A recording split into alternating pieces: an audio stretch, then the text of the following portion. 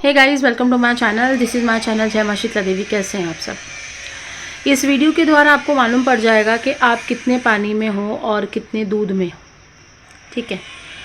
साधना में एक मेजरमेंट होता है, एक चेकिंग होती है जिसको आप खुद चेक कर सकते हो कि आपको पता चल जाएगा कि आपने अपने ऊपर कितना काम किया है। आपने क्या सिर्फ मंत्रों का जाप किया है या सच में कुछ हासिल भी किया है लाइफ में।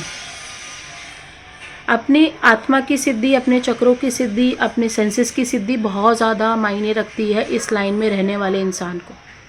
अब उस इंसान को साधक कह लो, भगत कह लो, अघोरी कह लो, नागा कह लो, अवघड़ कह लो, चाहे जो कह लो। जब आप एक सिद्ध पुरुष से मिलते हो, उसको देखते हो या उससे बातें करते हो, उसके बाद आपकी लाइफ चेंज होनी शुरू हो जाती है। जिस भाव को लेकर के आप उसके पास जाओगे, उसी भाव से आप रिटर्न आते हो। अब कितने लोग हैं जो सेशन में बदतमीज़ी भी करते हैं और कितने लोग हैं जो बेचारे अच्छे से आते हैं, प्यार से बात करते हैं और बहुत सारे ब्लेसिंग्स लेकर जाते हैं माँ की तरफ से। तो उनकी लाइफ चेंज हो जाती है जो मुझे वो मैसेज में बोलते हैं। जो लोग जिस भाव से आते हैं, उस अगर ऐसे इंसान से मिलोगे, वो इंसान आपको रिटर्न भी वही चीज़ देगा। देता कुछ नहीं है, लेकिन शक्ति सब देख रही होती है। तो ऐसा अगर आपके साथ हो रहा है, जैसे आप एक सिद्ध इंसान हो या आपने अपनी सारी चीज़ों को सिद्ध कर लिया या आप एक सिद्धि की तरफ बढ़ रहे हो, तो कुछ ऐसे लक्षण आपको दिखाई देंगे जिसके द्वारा आपको मालूम पड़ सकता है कि आप कितने ज़्यादा अच्छे तरीके से चल रहे हो। और अगर ये लक्षण ना मिले तो आप तैयारी कर लो आगे बढ़ने की। सिद्ध पुरुष में मुझे भी पहले ऐसा लगता था कि चलो मंत्र सिद्धि सब कुछ होती है, शक्ति की सिद्धि सब कुछ होती है। लेकिन फिर माँ ने सिखाया कि भाई वो तो बाद में आएगा, पहले अपने आप को तो सिद्ध करो। पहले अपनी बुरी सोच को ख़त्म करो, पहले अपने खाने की हैबिट को चेंज करो, पहले अपनी सोचने की आदतों को चेंज करो, पहले अपने सोने का, उठने का, बैठने का तरीका सही करो, लोगों से बात करने का तरीका सही करो। जहाँ जितना बोलना चाहिए उतना बोलो, जहाँ नहीं बोलना चाहिए वहाँ शांत रहो। पागल मत बनो, इंसान को समझो। कलयुग है, कौन इंसान तुम्हारा फ़ायदा उठा रहा है, कौन इंसान तुमसे क्या चीज़ मांग कर लेकर चला जा रहा है, या कौन इंसान तुमसे क्या कब क्या कर ले। तो माँ सबसे पहले हमारी ना आज्ञा चक्र, हमारे हार्ट चक्र को खोलती है, ताकि हार्ट चक्र से हमें ये समझ में आए कि हम इमोशनल उसी चीज़ से हो जिसकी ज़रूरत है। बच्चे के लिए ज़रूरत है इमोशनल होना। अब आप इमोशनल हो रहे हो बाहर के किसी पड़ोसियों के लिए, तो वहाँ पे आप मार खा जाओगे। तो बच्चों के लिए इमोशनल होना अच्छा है। थर्ड आई अगर खुलती है तो इसलिए खुलती है कि आपको पास्ट, प्रेजेंट, फ्यूचर और घर में क्या होने वाली गतिविधियां हैं वो आपको मालूम पड़े। इसलिए नहीं खुलती हैं कि शुरू में ही आप उसका जो है बेनिफिट लेना शुरू कर दें। बेनिफिट तब नहीं मिलता, बेनिफिट मिलता आगे चल के। जब आप एक सिद्धि की तरफ बढ़ते हो, आपने देखा होगा नागा साधु को, अवघड़ों को, अघोरियों को, वो किसी से नहीं डरते, क्योंकि उनको पता है हमको शक्ति से मतलब है, हमको इंसानों से मतलब नहीं है। और सच में मेरा भी ये एक्सपीरियंस रहा है। मुझे 1 साल हो गया सेशंस लेते लेते। लोग खाली अपने फ़ायदे के लिए जुड़ते हैं। उनका जैसे फ़ायदा हो गया, उसके बाद उनको ये भी नहीं पता कि क्या किस लेवल की हेल्प की जाती है इस लाइन में। फ़ायदा हो गया, छू मंतर। ये तो कुछ लोग हैं जो मुझसे जुड़े हुए हैं, जो प्यार करते हैं, जो माँ से जुड़े हुए हैं, जो माँ को बहुत ज़्यादा चाहते हैं। मुझसे मत जुड़ो, वो शक्ति से जुड़ो। शक्ति से काम हो गया, अपना अपना रास्ता देख लेते हैं। तो सबसे पहले शक्ति इसलिए बोलती है अपने आप को पहले सिद्ध करो। जब आप सिद्धि की ओर जाते हो, आपको एक काम दिया जाता है जन कल्याण के लिए। कोई भी काम दिया जाता है, वो काम आपको करना पड़ता है, और तब जाके वो जो सिद्धियां होती हैं ऑटोमेटिकली आपके पास आना शुरू होती हैं। उसके लिए आपको कोई मंत्र जाप, कोई साधना, कोई सिद्धि करने की ज़रूरत नहीं पड़ती। अगर आपका काम अच्छा है, आपको छोटी सी पावर दी गई थी, उस पावर से आपने बहुत लोगों के दुख तकलीफ़ों को ख़त्म करा, वो पावर मल्टीप्लिकेशन में हो जाती है। मतलब आजकल लोग करते हैं ना, 11 दिन की साधना कर लो, 44 दिन की साधना कर लो, 1.5 महीने की साधना कर लो, करते हैं ना लोग। फिर भी आ जाते हैं, बोलते कुछ एक्सपीरियंसेस नहीं हुए, क्योंकि उनके कर्म ही सुधारने में वो 41 दिन लग गए। वो साधना का दिन वो उनके कर्म सुधारने में चला गया। अगर आप एक सिद्ध इंसान हो, तो आप जैसे ही मंत्र पढ़ोगे वैसे ही वो सिद्ध होना शुरू हो जाता है। आपको इतनी लंबी तपस्या करने की ज़रूरत नहीं पड़ती।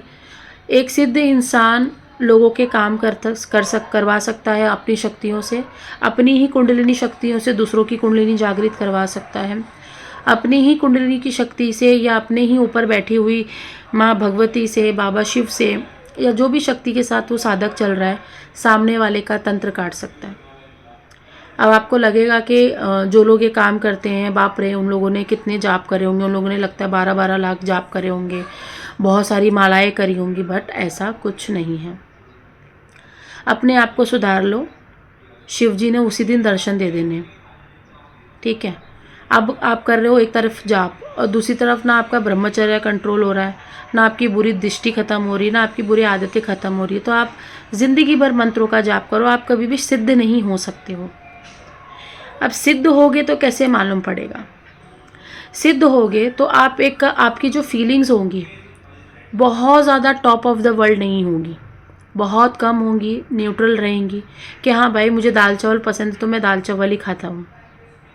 मेरे सामने कोई मैगी रख दे या कुछ रख दे, मुझे नहीं खाने का मन है तो मैं नहीं खाऊंगा। मुझे जितना ही बोलना चाहिए जहाँ पे जितनी ज़रूरत है, मुझे बेफिज़ूल की गालियाँ बकना नहीं है, बेफिज़ूल की बातें नहीं निकालनी अपने मुंह से, किसी को ज़बान नहीं देनी, किसी के लिए कुछ बोलना नहीं है जल्दी से। मतलब पता है आपको सब कुछ होता है। एक ज्ञानी तभी कहलाता है कि उसको ज्ञान है, लेकिन वो ज्ञान बांटेगा तब जब सामने वाले को चाहिए। ज्ञानी उसको नहीं कह सकते हो कि हर किसी को, कोई भी रोड पर उसको मिल रहा है तो वो सुनाता जा रहा है कि भाई तू ऐसा कर ले वैसा कर ले। उसको ज्ञानी नहीं बोलते, उसको बेवकूफ़ बोलते हैं, ठीक है। तो जब आप एक सिद्ध पुरुष की तरफ पहुंचते हो, सिद्धि की तरफ पहुंचते हो, अपनी खुद की शरीर की सिद्धि की तरफ पहुंचते हो, तो आपको ऐसा रियलाइज़ होता है कि मैं कोई जाप नहीं कर रहा हूँ, मैं कोई बहुत बड़ा पाठ नहीं कर रहा हूँ, बहुत ज़्यादा तपस्या नहीं कर रहा हूँ, लेकिन फिर भी शक्तियाँ आपके साथ जुड़ना शुरू हो जाती हैं। देखो ये खुद का एक्सपीरियंस है, ये चीज़ आपको कोई भी किताब में कहीं पे लिखी हुई किसी संत के मुँह से शायद ही आपको मिले, क्योंकि ये एक्सपीरियंस के हिसाब से बात करती हूँ। लिखा तो बहुत कुछ है, लेकिन मानती वही हूँ जो होता है साथ में। तो जब आप सिद्धि की तरफ पढ़ते हो, आगे बढ़ते हो, तो आपके शौक़ ख़त्म हो जाते हैं। कोई शौक़ नहीं बचते, चाहे वो कितने भी आपके शौक़ क्यों ना रहे, कोई शौक़ आपका नहीं बचता। मतलब 99%, 95% आपके शौक़ ख़त्म हो जाते हैं जब आप एक अपनी खुद की सिद्धि की तरफ आगे बढ़ रहे होते हो। आपके अंदर जितनी भी बुरी आदतें थी, जितनी भी गंदगी थी, जितनी भी नेगेटिविटी थी, सारी नेगेटिविटी आप ख़त्म कर देते हो या आप अपने इष्ट देवता को सौंप देते हो।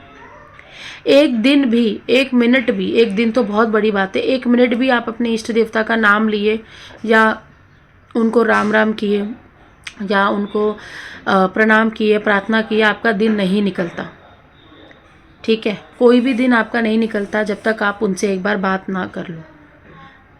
अब एक बार बात करने का मतलब ही नहीं कि 24 घंटा उनसे बड़बड़ाओ। बहुत सारे ऐसे लोग आते हैं जो 24 घंटा बोलते रहते हैं। तो आपको ये पता चल जाता है, जैसे हमें डिस्टर्बेंस होते हैं बार बार बात करके, वैसे हमारे देवी देवताओं को, हमारे इष्ट देवताओं को भी तो डिस्टर्बेंस होता होगा ना। हम उनसे हर 2 मिनट में बोलते रहते हैं हमें ये चाहिए, हमें वो चाहिए।